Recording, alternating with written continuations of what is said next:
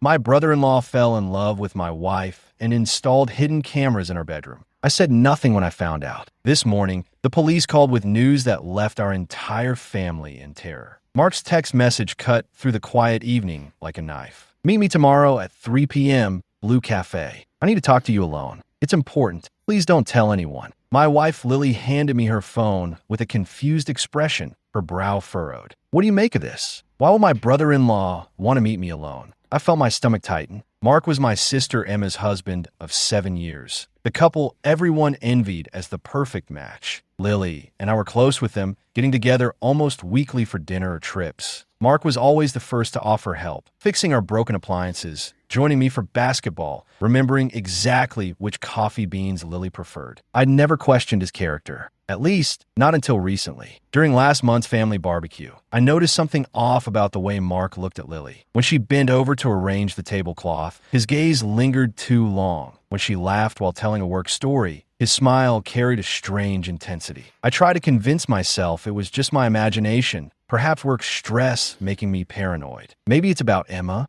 Lily pondered, tapping her finger on the screen. She's been acting strange lately. Last week when we were shopping, she took a call and rushed off, saying Mark had an emergency. I nodded, trying to appear calm. Mark's always been reliable. If it's about Emma, it might be good to know what's going on. My voice was steadier than my thoughts. Over the past 2 weeks, I'd noticed Mark texting Lily more frequently, asking about her work schedule, accidentally running into her at the cafe during lunch, even offering to pick her up after work because he was in the neighborhood anyway. Each time, Lily had told me openly, seeing it as normal family concern. Do you think I should go? Lily asked, nervously twirling a strand of her blonde hair. Go ahead, I said, feigning indifference. Just keep your location sharing on, okay? For my peace of mind. She smiled and kissed my cheek. You worried fool. Of course I will. As Lily went upstairs to shower, I stared at the message on the screen, unease spreading through my chest. Whatever Mark wanted, the secretive nature of this meeting felt deeply wrong. I decided I couldn't let Lily face this alone. I didn't tell my wife, but I'd already made up my mind. Tomorrow, I would quietly follow her to Blue Cafe and watch from a distance. Not because I didn't trust Lily, but because I increasingly didn't trust Mark. That night, sleep eluded me. Lily's peaceful breathing filled the darkness while my mind raced through possibilities. What could Mark possibly want to discuss with my wife? Why the secrecy? Why now? More disturbing still, when I picked up my phone to set a reminder for tomorrow, I noticed an app icon I'd never installed. When tapped, the screen went blank before closing automatically. On my second attempt, the phone actually rebooted. A chilling thought formed in my mind. What if someone was monitoring us? I carefully got out of bed, pretending to get water, but actually conducting a thorough sweep of our bedroom. Just above the bedside lamp, a tiny black dot caught my attention. It wasn't part of the lamp, but a carefully concealed miniature camera, its red indicator light barely visible in the darkness. My blood froze instantly. Who would install a camera in our bedroom? Careful not to alert anyone, I quietly took a photo of the camera, then returned to bed pretending I'd found nothing. Little did I know then that Mark's text to Lily and the camera I discovered were just the beginning of a meticulously woven nightmare. A horrifying truth that would soon surface and destroy our entire family. I lay in the darkness, my heart pounding, feigning sleep. But I was ready. Whatever happened at the cafe tomorrow, I wouldn't let anyone harm my family. In the silence of that night, I waited quietly for the approaching storm.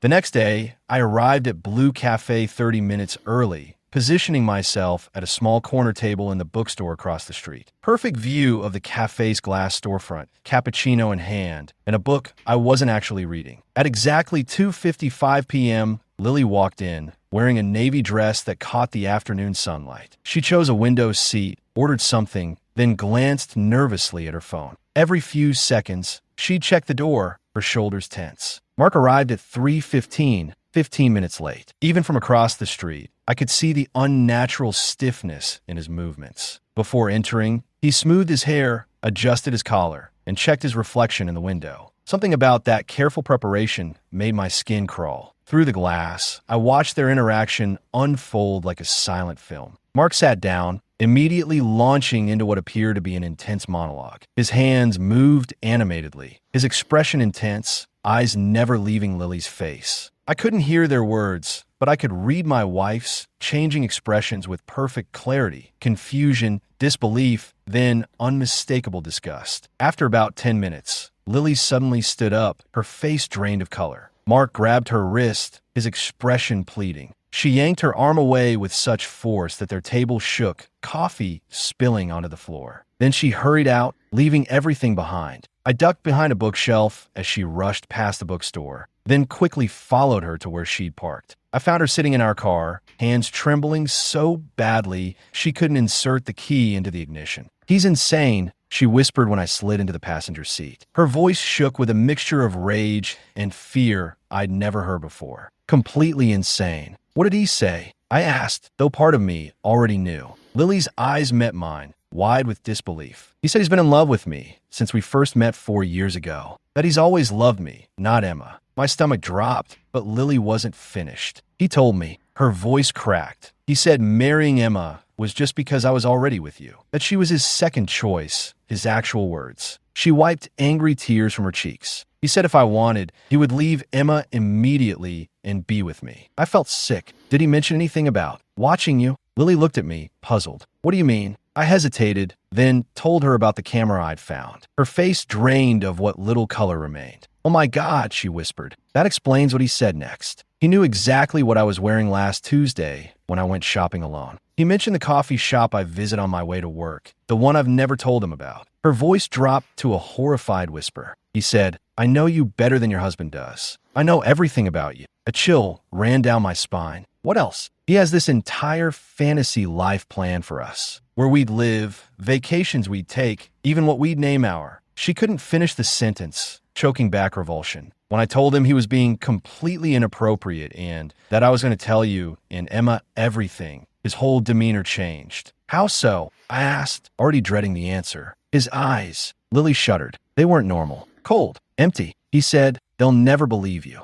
Everyone knows Emma and I have the perfect marriage. You'll only hurt the people you love by telling this ridiculous story." As Lily recounted the details, my phone buzzed with a notification. It was from our home security app, motion detected in our bedroom while no one was home. I showed Lily the alert, and her hand flew to her mouth. "You don't think he's in our house right now? We need to call the police," I said, already dialing. "Wait," Lily grabbed my arm. "What if we're overreacting? What about Emma? This will destroy her." I paused, the phone halfway to my ear. "You're right. We need concrete evidence first. Mark will deny everything, and without proof, it'll be our word against his." We decided on a plan. Lily would save all messages from Mark, which were already pouring in, 16 in the last 5 minutes, begging her not to tell anyone about their meeting. I would check our house for more cameras and gather whatever evidence I could find. Just as we were about to drive home, Lily's phone rang. It was Emma. "Hey." Lily answered, trying to sound normal. "What's up?" I could hear Emma's voice through the speaker, unnervingly calm. "Have you seen Mark today? He says he lost his phone and can't be reached." Lily's eyes met mine, panic flashing between us. "No, haven't seen him," she lied. After she hung up, her phone buzzed with a text from Emma. "If Mark contacts you, don't tell me. Just reply to him directly." "That's strange," I said, my unease growing. "Do you think she knows something?" Lily stared at her phone. "I don't know, but that text doesn't sound like Emma at all." As we drove home, the gravity of our situation settled over us. Mark's obsession with my wife wasn't just inappropriate feelings. It was methodical, calculated, and deeply disturbing. That night at 11 p.m., Mark called Lily. With my encouragement, she answered on speaker while I recorded. "Please don't tell Emma," he begged, his voice unnaturally controlled. "I made a mistake today. I'll get help." "Why did you install cameras in our bedroom?"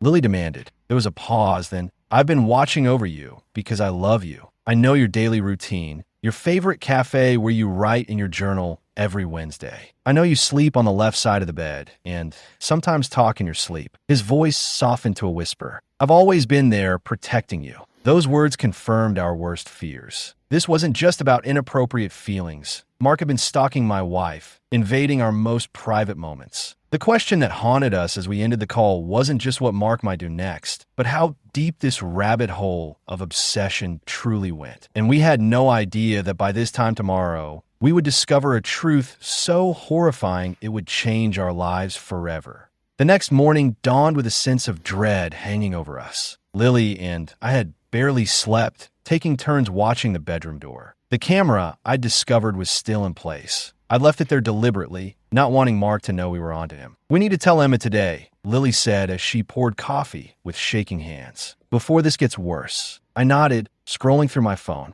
I've found 3 security companies that can sweep the house for more devices. And I've saved everything: the camera photo, the app on my phone, the recording from last night. Just as we were finalizing our plan to visit Emma, the doorbell rang. My sister was standing on our porch, her face a mask of cold fury. "Emma," I started, relief washing over me. "We were just coming to see you." "There's something." "How could you?" she interrupted, pushing past me into the house. Her eyes locked on Lily, who had frozen in the kitchen doorway. "How could you do this to me?" My brain struggled to catch up. "Emma, what are you talking about?" "Ask your wife," she spat, tears welling in her eyes. "Ask her about her little affair with my husband." The accusation hit like a physical blow. Lily stepped forward, her face pale. "Emma, that's not what happened." "Mark, don't." Emma's voice cracked. "Mark told me everything last night. How you've been meeting in secret. How you've been sending him messages, trying to get him alone." I moved to stand beside Lily. "Emma, you've got it completely backward. Mark is lying to you." "Really?" My sister pulled out her phone and thrust it at us. Then explained these. On the screen were text messages, supposedly from Lily to Mark. "Today's meeting was perfect. Hope no one suspects our little secret. I can't stop thinking about you. When can we meet again? I wanted this for so long. Emma doesn't deserve you." Lily's face drained of color. "I never sent these. This is insane." Emma scrolled to another screen. "He showed me everything. He said you've been pursuing him for months, and he's been trying to let you down gently." The realization of Mark's strategy hit me like a thunderbolt. He hadn't just been obsessed with Lily. He'd been meticulously creating a false narrative, knowing we might eventually confront him. "Emma," I said, keeping my voice steady, "Mark has been stalking Lily. We found a hidden camera in our bedroom yesterday." Emma laughed bitterly. "Of course that's what you'd say. Mark warned me you try to flip this around. Why will we make this up?" Lily pleaded. "Because you got caught." Emma shouted. "Mark said you've been obsessed with him since our wedding day, that you're jealous of what we have." The living room became a battlefield of accusations and denials. With each attempt to explain, Emma twisted our words into further proof of Lily's supposed guilt. Her blind trust in Mark was stunning and terrifying. "Emma," I finally said, "if we can prove Mark is lying, would you believe us?" She hesitated, then gave a slight nod. "You can't, but sure." I took a deep breath and brought out my phone. Last night, Mark called Lily. We recorded the entire conversation. Emma's eyes narrowed as I played the recording. Mark's voice filled the room. "I've been watching over you because I love you. I know your daily routine." Emma's face shifted from anger to confusion to horror as the recording continued. By the end, she had sunk onto our couch, hands trembling. That can't be Mark," she whispered. "He wouldn't say those things." "There's more," I said gently, showing her the photo of the hidden camera and the notification from our security system. "He was in our house yesterday while we were out." Emma shook her head slowly, as if trying to reject reality itself. "No, you don't understand. Mark showed me messages from Lily. He showed me proof. He faked them," Lily said softly. "He's manipulating all of us." As we talked, Emma's phone buzzed repeatedly. Mark was calling. When she didn't answer, text messages started flooding in. "Where are you? I told you not to go there. They're lying to you, Emma. Come home now. Don't believe anything they show you. It's all fabricated." Emma stared at her phone, then looked up at us with new clarity in her eyes. "He knew I was coming here. He knew exactly what you would tell me. Because he's been watching us," I said, "listening to us." The room fell silent as the true extent of Mark's deception began to unfold. Then Emma's phone rang again. She put it on speaker. "Where are you?" Mark's voice was tight, with barely controlled panic. "I'm with my brother and Lily," Emma replied, her voice surprisingly steady. There was a pause, then, "Whatever they're telling you is a lie. Lily's been trying to break us up for months. They're jealous of what we have." I heard the recording. "Mark," Emma said quietly. Another pause, longer this time. Then his voice changed, softening. "Honey, that recording is manipulated. They're trying to turn you against me. Come home, and I'll explain everything." Emma looked at us, then back at the phone. "I'm staying here for now. Emma, listen to me." Mark's voice hardened with an edge I'd never heard before. "If you stay there, you'll regret it. There are things you don't know about your precious brother and his wife." "What things, Mark?" I challenged, leaning toward the phone. "Ask your wife about the night of your anniversary party." Mark shot back. "Ask her what really happened when she lost her bracelet." Lily frowned in confusion. "What are you talking about?" "You know exactly what I'm talking about." Mark's voice was eerily calm now. "The recordings don't lie, Lily. I have everything." A chill ran down my spine. How many cameras had he planted? How long had he been watching us? We're calling the police, I said firmly. Go ahead, Mark replied with disturbing confidence. By the time they get involved, everything will be gone. And who do you think they'll believe? The respected financial advisor with a perfect record, or the jealous family trying to break up a marriage? After Emma hung up, she looked utterly defeated. I don't understand. Who is this person? This isn't the Mark I've known for 7 years. I don't think any of us knew the real Mark, I said, already dialing the police. Little did we know that this confrontation was just the beginning. Mark's web of lies and surveillance ran far deeper than we could have imagined, and the most horrifying discoveries were still to come. The police arrived within 20 minutes. 2 officers who introduced themselves as Detective Chun and Officer Rodriguez. They took our statements with professional detachment, examined the camera I'd found, and listened to the recording of Mark's disturbing confession. We'll need to get a warrant to search your brother-in-law's property, Detective Chun explained. In the meantime, I recommend you all stay somewhere else tonight. Emma shook her head. I need to go home and get some things first. That's not advisable, ma'am, Officer Rodriguez said gently. My laptop has all our financial information, Emma insisted. And I need clothes, medication. Her voice trailed off, the reality of her situation finally sinking in. We can escort you, Detective Chun offered, just to collect essentials. I exchanged glances with Lily. We're coming too. The drive to Emma and Mark's house was tense, with Emma staring silently out the window. When we arrived, the house appeared empty. Mark's car nowhere in sight. Stay behind us, Detective Chun instructed as we approached the front door. Emma unlocked it with trembling hands. The house was eerily quiet, everything in perfect order. The same immaculate home I'd visited countless times, now transformed into something sinister. I'll get my things, Emma said, heading toward the bedroom. I'll come with you, Lily offered, following her upstairs. Detective Chun nodded at me. Anything else you think might be relevant to the investigation? His office, I replied. Mark always keeps it locked. Says it's because of client confidentiality. The detective raised an eyebrow. Show me. Mark's home office was at the end of the hallway, its door indeed locked. Detective Chun examined the lock. We'll need the warrant for this. Unless... He looked at Emma, who had returned with a small suitcase. You have a key? No, Emma said quietly. Mark's the only one with a key. He keeps a spare,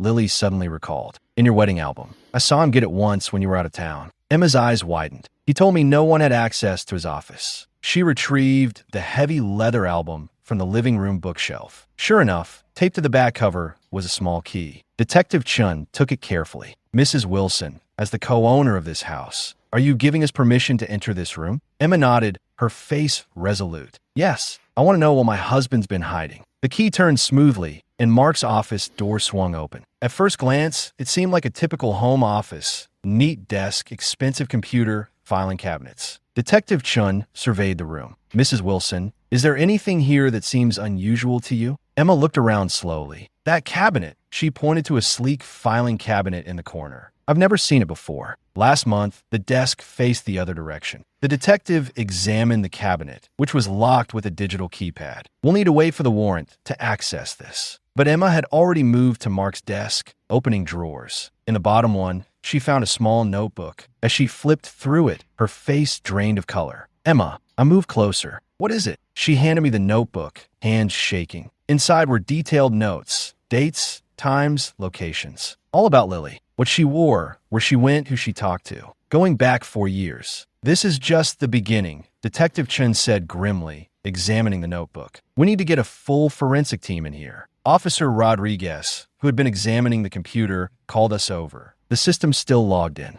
On the screen was a dashboard showing multiple video feeds. Our bedroom, our living room, Lily's office, even the interior of her car. Oh my God, Lily whispered, clutching my arm. But it was Emma who made the most disturbing discovery. While we were focused on the computer, she had tried the keypad on the cabinet, entering her and Mark's anniversary date. The lock clicked open. Guys, her voice was barely audible. You need to see this. Inside the cabinet weren't files, but shelves lined with hard drives, each meticulously labeled with dates going back years. One shelf held small boxes containing more cameras and listening devices. Another contained folders with women's names, 5 of them, including Lily's. Detective Chun immediately radioed for backup and a forensics team. I opened Lily's folder with trembling hands. Inside were printouts of her emails, copies of her text messages, photos of her that had clearly been taken without her knowledge, and most disturbingly, transcripts of private conversations we'd had in our own home. This isn't just stalking, Detective Chun said gravely. This is a sophisticated surveillance operation. As we continued searching, Emma found another notebook hidden beneath the hard drives. This one contained different information, account numbers, passwords, transaction records, many belonging to our family members. He's been accessing our financial accounts, Emma realized, flipping through pages. Not just ours, my parents, your in-laws. She looked up at me in horror. There are withdrawals, transfers. The most shocking revelation came when Officer Rodriguez found a hidden compartment in the desk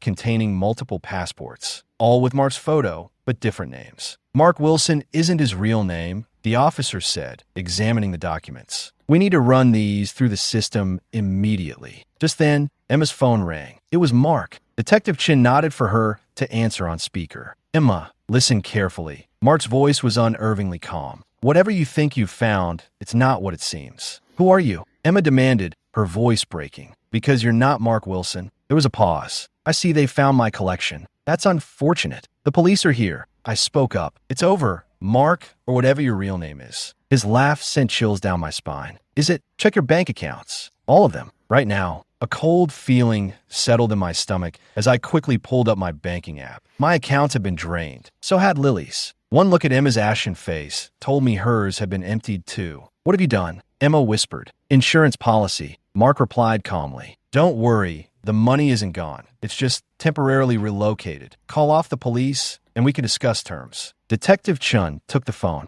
Mr. Wilson, this is Detective Chun with the Metropolitan Police. We have evidence of multiple felonies here, including identity theft, illegal surveillance, and financial fraud. Turn yourself in. Interesting proposition, Mark replied. But I have a counteroffer. Tell my dear family to check the video I just sent to Emma's email. Then decide if you really want to pursue this. Emma opened her email with shaking hands. There was a new message with a video attachment. Detective Chin nodded, and she pressed play. The video showed Emma's parents' house, a live feed. They were having dinner, completely unaware they were being watched. I have similar feeds of everyone you care about. Mark's voice continued from the phone. Your parents, Lily's sister in Chicago, even your nephew at college. I've been watching all of them for years. The room fell silent, the implications settling over us like a suffocating blanket. You're bluffing, Detective Chin said finally. Am I? Mark sounded amused. Emma, look in the third folder from the left, the blue one. Emma found it and opened it slowly. Inside were detailed files on every member of our extended family. Addresses, routines, vulnerabilities. This isn't just about Lily, I realized with growing horror. It never was. Smart boy. Mark chuckled. This is about all of you, your entire family. My perfect, trusting, wealthy family. Detective Chun signaled for Officer Rodriguez, who immediately left the room, presumably to arrange protection for our family members. What do you want? Emma asked, her voice hollow. Time, Mark replied simply. Just a little time. But don't worry, we'll see each other again soon. The real question is, will you see me coming? The line went dead, leaving us in stunned silence. The man we had known as Mark Wilson had vanished, taking our money and security with him, leaving behind only the terrifying evidence of how thoroughly he had infiltrated our lives. As forensics teams swarmed the house and police officers rushed to check on our family members, I held Lily and Emma close, the three of us united in the face of a threat none of us had imagined possible. Who is he?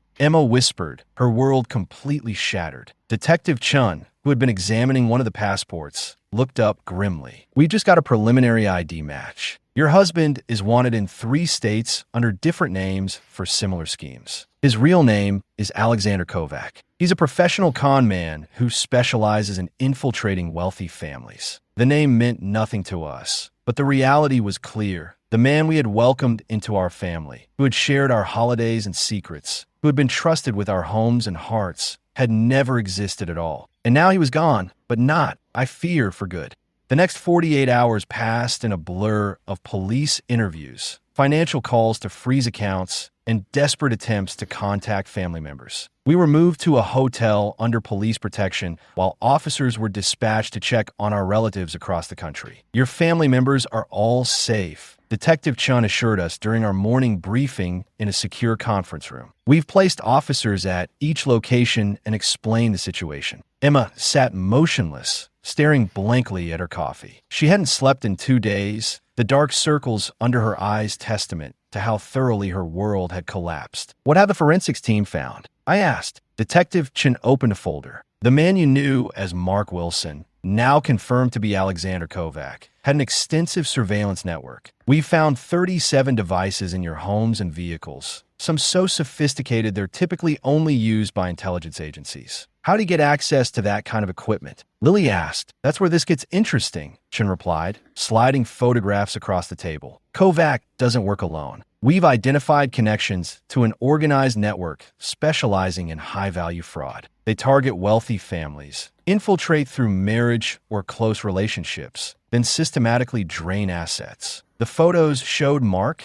Alexander, with different people at various locations over the years. In each, he looked slightly different: hair color, glasses, even apparent weight. He's a chameleon, Chun continued. Changes his appearance and personality to fit his target. The information we've gathered suggests he spent nearly a year studying your family before making contact with Emma. Emma looked up, her voice barely audible. What do you mean, making contact? We met at a charity event. Chin's expression softened. That charity event was chosen specifically because your family would be there. His interest in you was entirely calculated. The weight of this revelation seemed to physically crush Emma. The random chance meeting that had led to her marriage, the story they'd told countless times at dinners and parties, had been an elaborate setup from the beginning. The financial damage assessment is still ongoing, Chun continued gently. But our financial crimes unit has managed to freeze several offshore transfers. There's a chance we can recover some of your assets. I don't care about the money, Emma whispered. I want to know why. Why our family? Chun turned to a new page in his file. Your family has approximately $12.4 million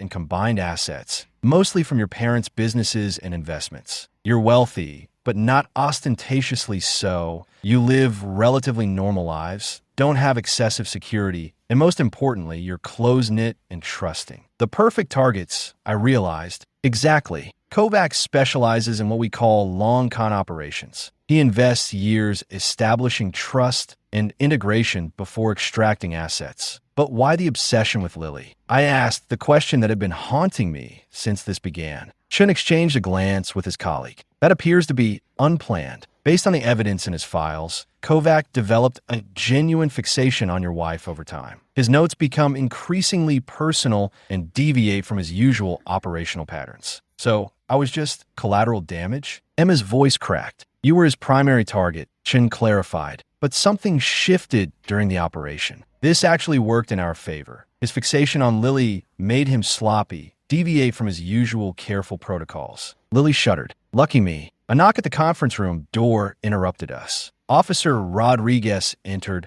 holding a tablet. Detective, you need to see this. We've identified Kovac's vehicle on traffic cameras heading north, but there's something else. She placed the tablet on the table, showing footage from what appeared to be a storage facility. The timestamp indicated it was from just 2 hours ago. The grainy image showed a man who resembled Mark, but with darker hair and different glasses, accessing a storage unit. We tracked one of his aliases to this facility, Rodriguez explained. Local police are securing it now. 3 hours later, we stood outside storage unit number 247 as officers broke the padlock. What they found inside left even the experienced detectives visibly disturbed. The unit contained what could only be described as a shrine. One wall covered entirely with photos of Lily going back years before she'd even met Mark. Another wall displayed what looked like research materials, family trees, financial records, even psychological profiles of each family member. But the most chilling discovery was a detailed timeline stretching across the back wall. It mapped out every stage of his infiltration into our family, with red lines connecting key events, bank accounts, and relationships. The timeline extended 5 years into the future, with phases labeled asset liquidation,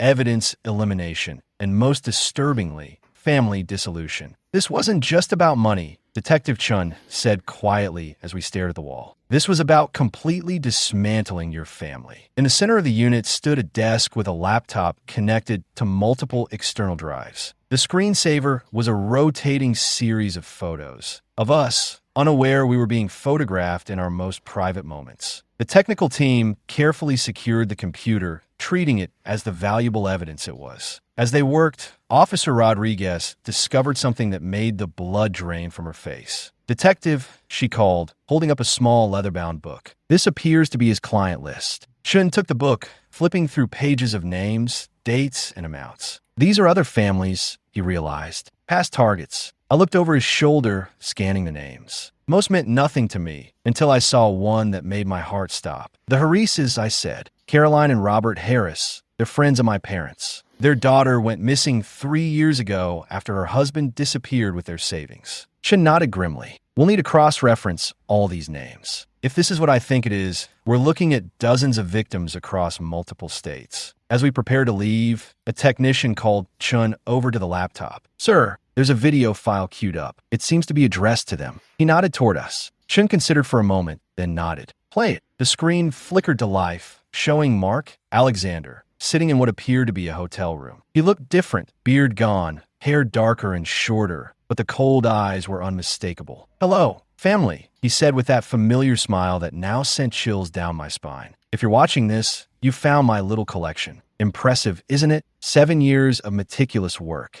He leaned closer to the camera. "Emma, darling, don't look so betrayed. Our marriage was the most efficient way to access your family's assets. Nothing personal." His expression changed when he mentioned Lily, softening in a way that was somehow more disturbing than his coldness toward Emma. "Lily, you were unexpected. A complication. You made me feel things I hadn't planned for. Maybe in another life." He shook his head, the moment of apparent emotion vanishing. "But business is business. I want you all to know something. What you found is just the surface. I've been part of your lives in ways you can't imagine, and I've taken more than just money. Check the third drive, folder marked Legacy. Consider it my parting gift." The video ended, freezing on his smiling face. With trembling hands, Chun navigated to the specified folder. Inside was a single video file. When he played it, we saw footage of Mark in a doctor's office, Emma's fertility clinic from 2 years ago, when they had begun discussing having children. "What is this?" Emma whispered. The video showed Mark speaking with someone off camera, exchanging documents, then accessing what appeared to be a storage room. The implications were too horrifying to voice. "Get the forensics team to prioritize this," Chun ordered sharply, "and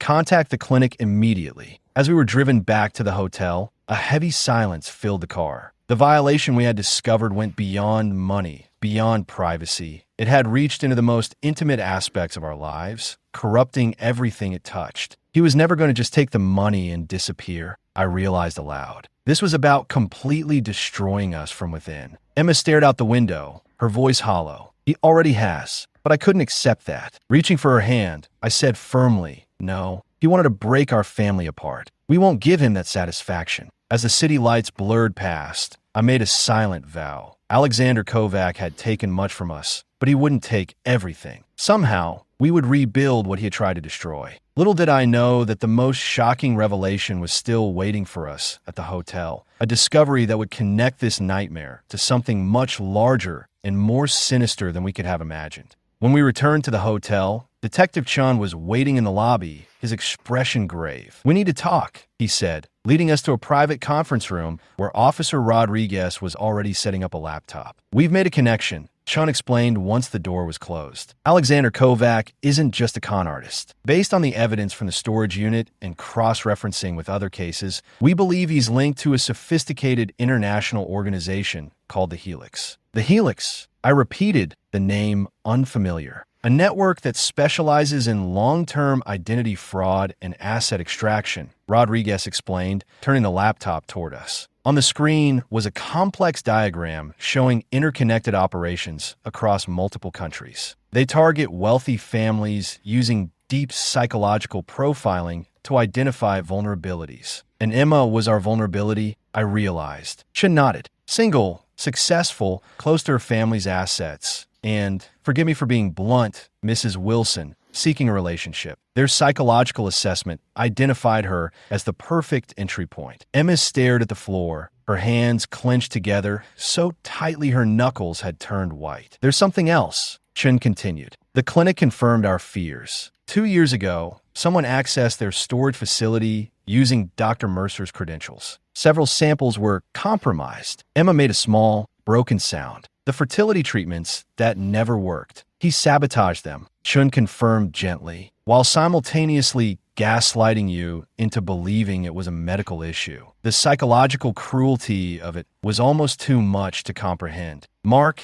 Alexander had systematically destroyed Emma's hopes for a family while pretending to support her through the emotional turmoil. Lily moved to sit beside Emma, wrapping an arm around her shoulders. That monster, she whispered. But here's where things get interesting, Chun continued, swiping to a new image on a laptop. It showed a woman with striking similarities to Lily. Same hair color, similar features. This is Catherine Reeves. She was targeted by the Helix 3 years ago in Seattle. She looks like me, Lily said, leaning forward. Exactly. And so does this woman. Chun swiped again, showing another similar-looking woman. Jennifer Morris, targeted in Boston 5 years ago. We've identified 7 women with your general appearance profile who were involved in Helix operations. I don't understand, I said, a chill running down my spine. Kovac has a type, Rodriguez explained. Looking at his previous operations, he always develops an obsession with women who match this specific appearance profile. It's part of his psychological pattern. So I wasn't special, Lily said with a hollow laugh. Just his preferred victim type. Actually, you were different, Chen corrected. In previous operations, he maintained professional distance. With you, he broke pattern, took increasing risks. That obsession is what ultimately exposed their operation. But why am I telling you this? Chun continued, his expression changing to one of cautious optimism. Because we've identified a pattern in his movements. Based on financial transactions and the psychological profile we've developed, we believe Kovac is following a predetermined escape protocol, one that the Helix uses for all its operatives. You think you can catch him, I realized. With your help? Yes, Chun confirmed. We need to set a trap, using the one thing we know he can't resist. Everyone looked at Lily, who paled. Me, not physically, Chun clarified quickly. We would never put you at risk. But we need to create a digital trail he would find irresistible. The plan they outlined was both simple and terrifying. Lily would appear to be alone and vulnerable, visiting a family cabin, supposedly seeking solitude to process the trauma. In reality, the cabin would be surrounded by law enforcement, with every approach monitored. Psychological analysis suggests he won't be able to resist making contact, Rodriguez explained. Not to harm you, but to explain himself, to make you understand his real feelings. Narcissists like Kovac need validation, Chen added. His obsession with you has compromised his professional judgment once. We believe it will again. After hours of discussion and careful planning, we agreed to the operation. While I hated the idea of using Lily as bait, even in the safest possible way, we all wanted this nightmare to end. 3 days later, the trap was set. Lily drove to my family's lake cabin 2 hours north of the city, followed discreetly by unmarked police vehicles. The location had been carefully prepared with surveillance equipment and officers positioned throughout the surrounding woods. I remained at the hotel with Emma, both of us glued to the secure video feed showing the cabin and its surroundings. Detective Chun and a tactical team were on site, maintaining constant communication with us. All quiet so far, Chun reported at the 6-hour mark. Digital breadcrumbs have been deployed. If he's monitoring, he knows she's here. Night fell. Lily moved around the cabin, following the choreographed routine we had planned, making tea, reading by the fireplace, appearing completely alone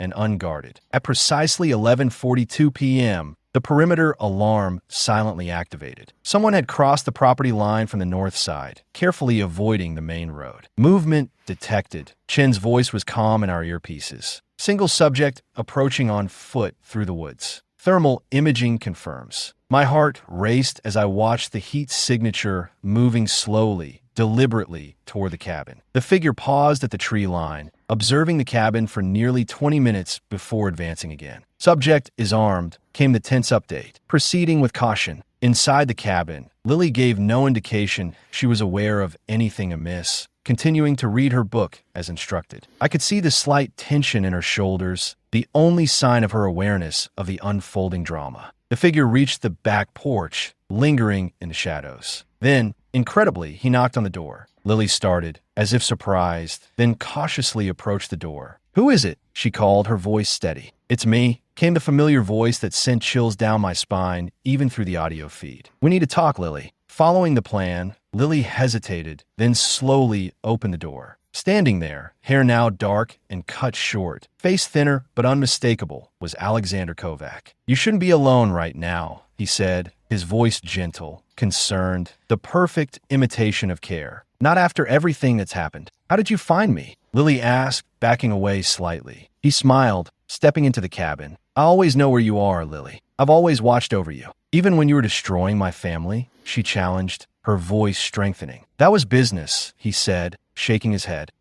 Us is different. You have to understand that. What I feel for you is real." "Was anything real?" Lily demanded. "Anything at all?"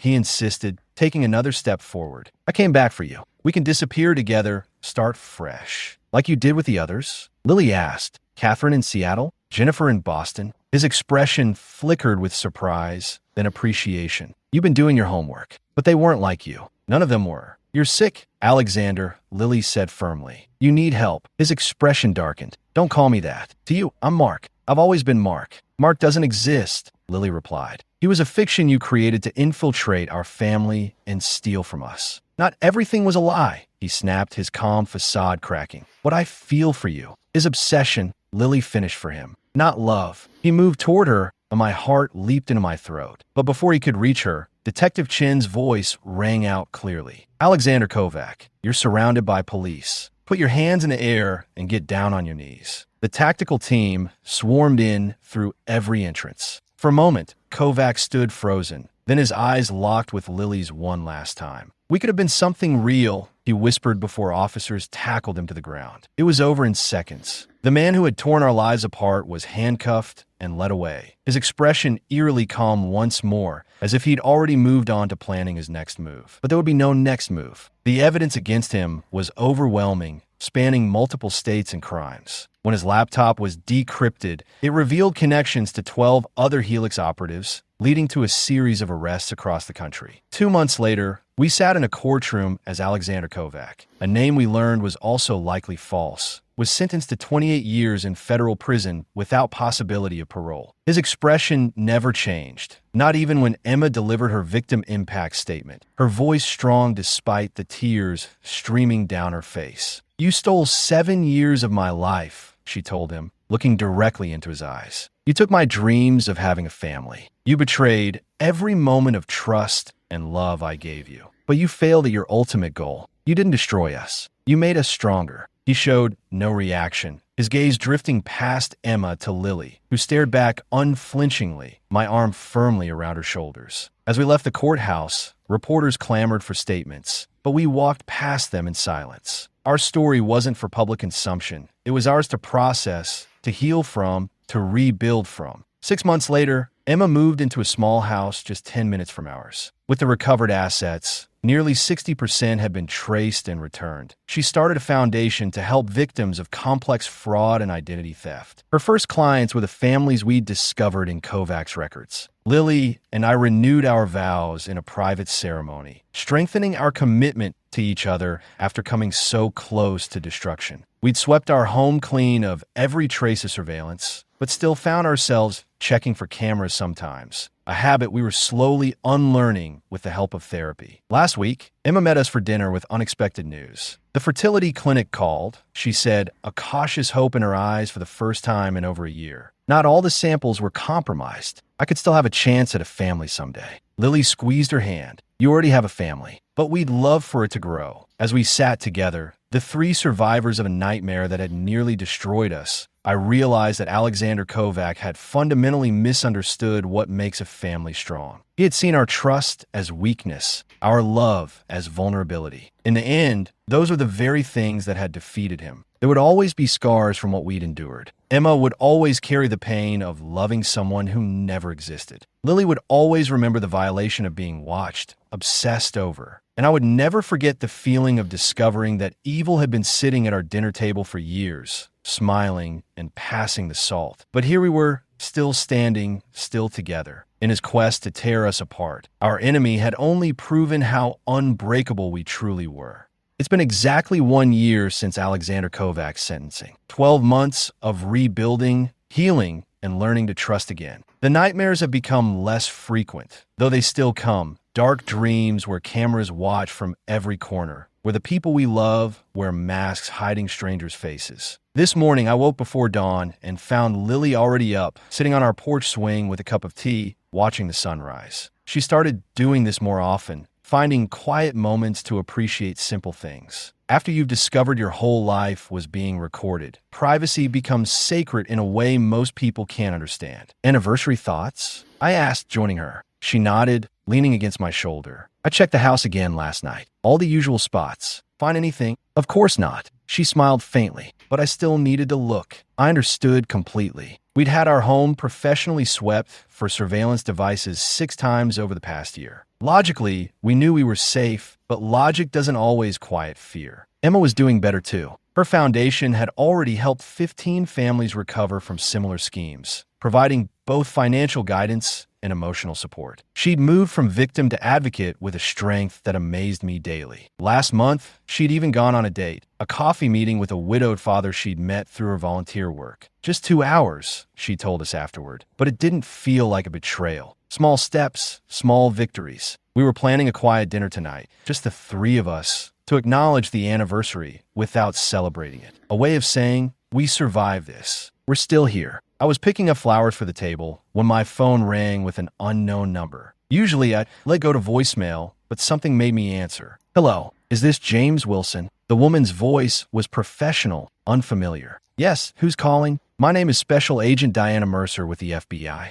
I'm calling regarding Alexander Kovac. My stomach dropped. What about him? I apologize for contacting you directly, but there's been a development I felt you should hear from us first. She paused. Alexander Kovac was found dead in his cell this morning. The florist shop around me seemed to fade away, sounds becoming distant. Dead? How? The initial finding is suicide, though the investigation is ongoing. He left a package addressed to your family that was intercepted by prison security. My mouth went dry. What kind of package? A journal and several letters. They've been thoroughly examined and contain no physical threats, but I should warn you, the contents are disturbing. He appears to have documented his entire operation involving your family, including his fixation on your wife. I gripped the phone tighter. Why would he do that? Based on our profiler's assessment, Kovac couldn't accept that he failed. This appears to be his attempt to maintain some control over the narrative and over your family, even in death. After arranging to receive copies of the materials through Detective Chun, I hung up and stood motionless in the flower shop, unsure whether to feel relief, closure, or new anxiety. When I arrived home and shared the news, Lily and Emma reacted with the same complicated emotions. So that's it, Emma whispered. He's just gone. Seems that way, I replied. Do we want to see what he wrote? Lily asked, her voice steady despite the slight tremor in her hands. We looked at each other, a silent communication passing between us. Yes, Emma decided finally. I need to see it. Whatever twisted version of our story he created, I need to know. 2 days later, Detective Chun delivered a thick envelope to our home. The 3 of us sat at the kitchen table, staring at it for nearly an hour before Emma finally reached out and opened it. Inside was a handwritten journal, hundreds of pages chronicling Alexander Kovac's infiltration of our family. The careful planning, the calculated moves, the moment he chose Emma as his target. Most disturbing were the entries about Lily. Pages upon pages documenting his growing obsession, the way it had begun to override his professional training. But there was something else too, something none of us expected. The truth, his real name, his childhood in Eastern Europe, the trauma that had shaped him into a man without conscience, the recruitment into the Helix at 19, the first assignment, the first family destroyed. He was created, not born, Emma said softly as we finished reading. That doesn't excuse anything, but it helps to understand, Lily finished. The final entry, dated the day before his death, was addressed directly to us. By the time you read this, I'll be gone. Not from remorse, I'm not capable of that emotion, but because I refuse to spend my life in a cage. I've chosen to tell you the truth, not as atonement, but as my final act of control. You'll never forget me now. I'll always be part of your story. Emma, you were a means to an end, nothing more. Your desperate need for connection made you the perfect target. Remember that weakness. James, your trust blinded you to what was happening right in front of you. That blindness almost cost you everything. Lily, you were different. The only real thing in my manufactured life. Perhaps in another reality, another timeline, you think you've won, that you've recovered and moved on. Perhaps you have. But each time you check for cameras, each time you hesitate to trust a new person, each time you wonder if someone is watching. That's my victory. I've changed how you see the world forever. We sat in silence after reading his final words, the weight of them settling around us. Then Emma did something unexpected. She laughed, a short, sharp sound that cut through the heaviness. Even at the end, he didn't get it, she said, shaking her head. He thought making us cautious was his victory. He never understood that awareness isn't weakness, it's strength. Lily nodded slowly. He saw our trust as a vulnerability to exploit, never realizing it was the one thing he could never truly break. I gathered the papers, returning them to the envelope. So what do we do with these? Burn them, Emma said immediately. I don't need his version of events. I lived through the real thing. That evening, we built a fire in the backyard pit. One by one, we fed the pages to the flames, watching Alexander Kovac's final attempt to control turn to ash. As the last page curled and blackened, Emma reached for our hands. He thought he was writing our ending, but he was wrong. We're still writing our story. The fire crackled, sparks rising into the night sky. In that moment, I felt something I hadn't expected, not just relief or closure, but genuine freedom. Alexander Kovac was truly gone, not just physically, but from the power he'd held over our lives. The next morning, I woke to find a text from Emma. Fertility clinic called. First appointment next month. Would you both come with me? Lily smiled as she read it over my shoulder. New beginnings, she said softly. New beginnings indeed. Not a return to who we were before. Those people were gone forever. But something perhaps more valuable. A family tested by fire, eyes wide open to both the darkness and light in the world, choosing to move forward together. Some scars would always remain. We would always be the family that survived Alexander Kovac. But that would never be the most important part of our story. The most important part was what came next.